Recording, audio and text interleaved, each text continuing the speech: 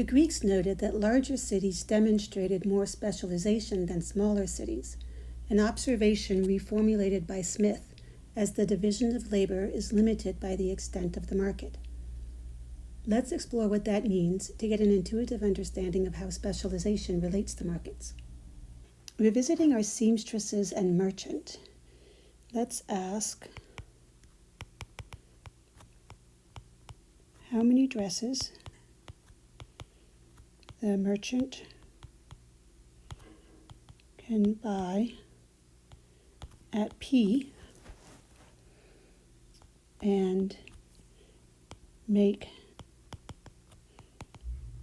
target income of 10P and keep P2 less than P1. Remember, P1 was the price of dresses when seamstresses did their own selling, so there wasn't any division of labor between producing and distributing. And remember that our P1 was originally equal to 5/4 P. All right, so setting number of dresses to X. The merchant's equation is X dresses sold at P2 minus X dresses purchased at P. We want to equal 10P. And then we have a constraint such that P2 is less than 5/4 P. Okay, so let's solve for P2. Okay, let's solve for P2. So P2 minus P equals 10 over X times P. P2 equals 10 over X, P plus P, so P2 equals 10 plus X over X, all times P. Now we can apply our constraint. So remember we had P2 less than P1, so we want 10 plus X over X times P is going to be less than 5/4 P, and now we're going to solve for X. We have 10 plus X is less than 5/4 X. We have 4 times 10 plus X is less than 5X. So 40 plus 4X is less than 5X. 40 is less than X, which means X is greater than 40. Therefore, the merchant doesn't have a cheapening effect on dresses unless he sells at least 41 dresses. So if there aren't enough buyers for 41 dresses, or not enough seamstresses to produce 41 dresses, the seamstresses will sell their own dresses because there won't be a natural place for a merchant. We've just seen that in our simple scenario, there is no incentive to divide the labor of producing and distributing dresses unless the demand for dresses was greater than 40. This dynamic plays out differently when the division of labor is applied to just production. Let's assume now that our seamstress hires an assistant. Now, this assistant is just as productive as she is, so if they were both working full-time, they would both make 10 dresses. But now they're going to actually work cooperatively, and they're going to get some returns as a division of labor. So perhaps we'll say that one seamstress is going to work on assembling the garment and the second is going to work on finishing. So instead, we're going to say they get a 3 times return on their labor. So what that means, if they made 10 dresses each, they make 30 together. Okay, now it's important to remember that they're not sitting side by side and each of them making complete dresses, because that's actually working independently. So they're actually taking the task of making a dress, dividing it up, so that one person does one part, another person does another part, and so they're getting that return to the division of labor, which is sometimes known as a surplus. All right, so they can do 30 dresses together, but let's assume that they're going to do self-sale. All right, so now they do 8 each or 24 together. And that's because 20% time spent selling, 80% time producing dresses. Other pieces of information are going to be that they each make a target income of 10p. So now our question is, at what quantity does it make sense, or at what quantity are they incentivized to engage in division of labor? Okay, so just like we did for the merchant, we're basically going to look at what quantity would give them a target income, and then we're going to see what conditions on that quantity make the price of the division of labor dresses less than the price of the dresses produced independently. So we're going to be looking for P4, which is cost of dresses in this scenario, such that P4 is less than P1. So if you remember, P1 was 5/4. Right, so here's our equation. So X number of dresses times P4 equals, and this time our target income is 20p because we have two people both wanting to make 10p. So our equation is we have X dresses times P4, which is the price per dress, and that needs to equal 20p because that's 2 times the target income. And again, our conditions such that P4 is less than 5/4 p. Okay, this is pretty straightforward. We solve for P4, 20 over x times p, apply our condition. 20 over x times p is going to be less than 5/4 p. 20 over x is less than 5/4. 5x is greater than 80, x greater than 80 over 5x greater than 16. So 16 dresses are what they would produce if each seamstress worked independently, so the cheapening incentive is always there in production to take advantage of the division of labor returns. This isn't much of a surprise since they are working the same amount of time with the same target incomes and producing more, so the cheapening effect will always hold with returns greater than 1. So the price incentive for producers to pursue division of labor returns or surplus is always there, and the degree to which they do so will depend on how much they can sell or the extent of the market. Given our scenario with 24 dresses, target income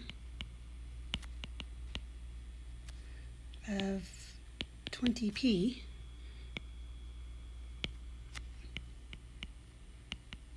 what would P4 be? So we've got 24 times P4 equals target income of 20p. P4 equals 20 over 24p, and P4 equals 5/6p. Now 5/6 is much less than 5/4, so we see again that P4 is going to be less than P1, so the division of labor has given us a cheapening effect. Why would the seamstress look to continually increase her productivity?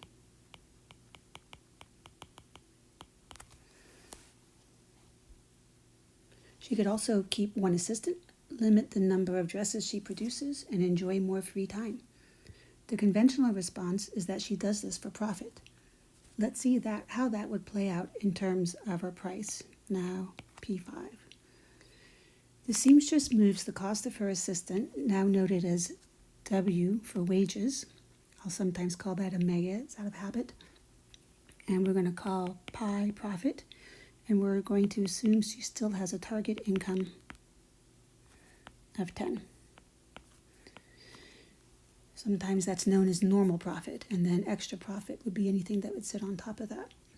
So her equation is now 24 times P5 minus the cost of her assistant, and that's going to equal 10p plus her profit. So she's going to determine price and wage in order to maximize that profit. It should be clear in this case that any profit comes from either a decrease in the assistant's wage or an increase in price. If she keeps her assistant wages at 10p, so first scenario, so that's 10p equals 10p plus pi, 24p5 equals 20p plus pi. p5 is equal to 20 over 24p plus pi over 5.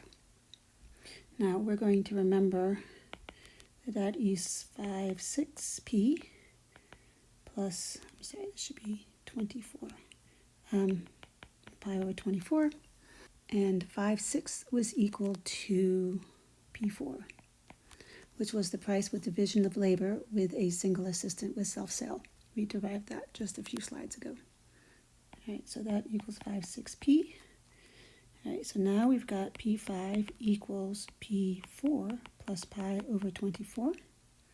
So now we have pi equals the difference in prices between the new p5 that we're charging to make a profit and the p4, which would be what I would call the natural price for this scenario, times 24. So you would get that price difference for each unit sold.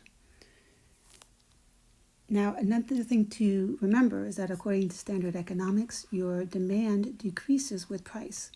So raising the price exerts a downward pressure on the market. The profit seeker thus needs to balance the loss of market that comes with the increased profit from raising the price. And therefore, we see there's a built-in incentive to target wages as a source of profits instead of prices. So what would that look like in this situation? Let's go back up here. All right, so now we're going to say, instead of a target of income of 10p for the wage, we're going to say that our price is going to be p4.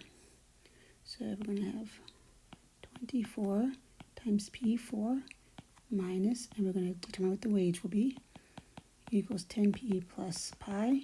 p4 is equal to 5/6p.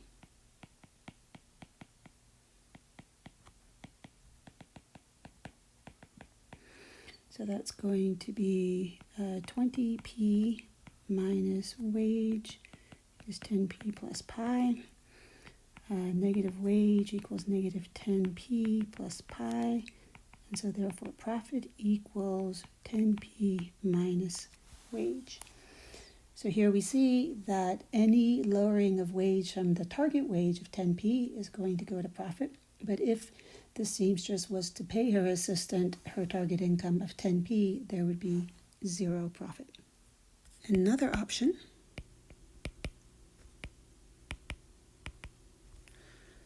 would be to take advantage of the division of labor returns.